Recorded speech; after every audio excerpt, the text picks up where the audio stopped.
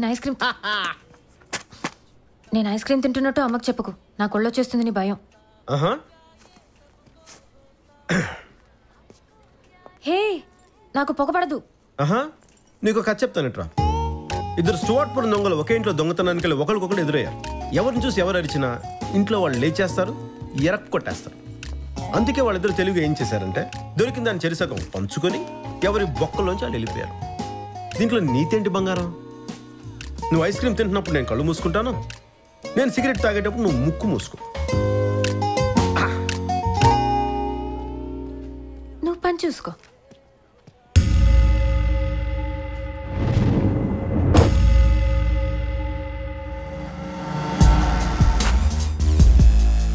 నన్ను కావాలంటే తీసుకో. ప్రమిల్ గారు వీళ్ళు మీకు తెలుసా? మాట్లాడుతుంటే కొట్టేస్తున్నావు ఏంటి? ఏం మాడుతున్నారా? అది తన ఇయర్ రింగ్స్ బాగున్నాయి, ఎక్కడ కొందో కనుక్కుందామని. మమ్మీ కొంది. ఎవరికి? వాళ్ళ మమ్మీకి రా. ఇయర్ రింగ్స్ ఎక్కడ కొన్నారా? అక్కర్లేదు. వద్దా? మరి అక్కర్లేని కాడికి ఎందుకు రాదా కబుర్లు? అయినా అబద్ధాలు చెప్పడానికి కూడా పద్ధతి ఉండాలరా. అయినా ఈ బ్యాచ్ లో ఒక్కడైనా సరే రింగులు కొనేవాళ్ళ ఉన్నారా? రింగులు కొట్టేసేవాళ్ళ ఉన్నారు కానీ. తగులుతుందేమో సిద్ధు. అయ్యో పిచ్చి ప్రేమిలు గారు, ఏం మాట్లాడుతున్నారు మీరు?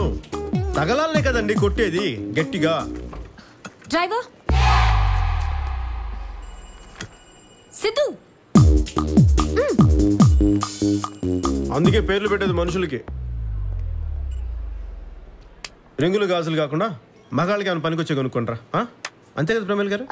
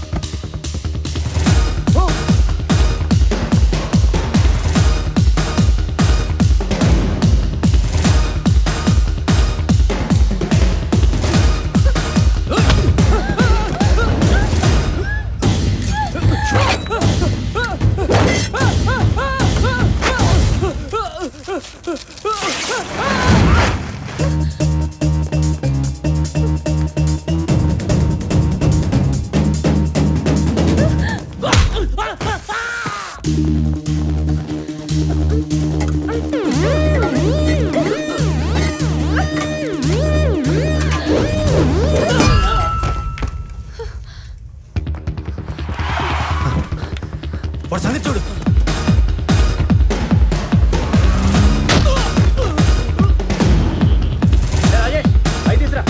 ఏంటి చూస్తావు? 5 నిమిషాలు అక్కడ ఉంటుండాలి. Do something.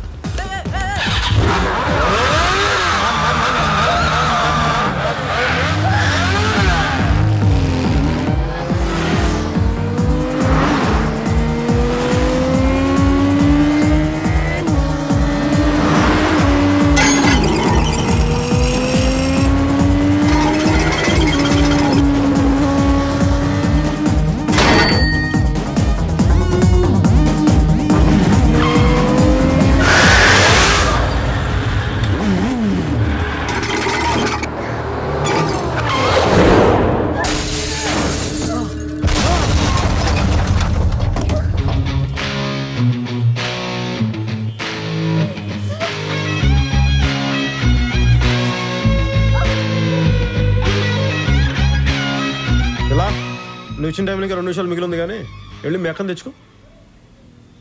పక్కనే వాడు ఉన్నాడు. ఆడికి మనిషిని చంపేంత ధైర్యం లేదు, మనిషి కోసం తెచ్చేంత కమిట్మెంట్ లేదు. వెళ్ళి తెచ్చుకో. వెళ్ళు.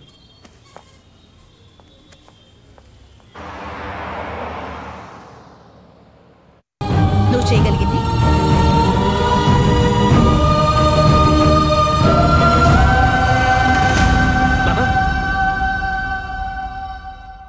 నా శత్రువుల నుంచి త్రెట్టుందని పోలీసులు చెప్తాను. కూర్చొని మాట్లాడుకుందాం. తీసుకున్నాను కానీ నా ఎనిమి ఈ ఇంట్లోనే పుట్టింది. దాన్ని నేనే పెంచాను. ఏం చేయబోతున్నాను? నేనే తుచ్చేస్తాను. ఇదే నేను చెయ్యగలిగింది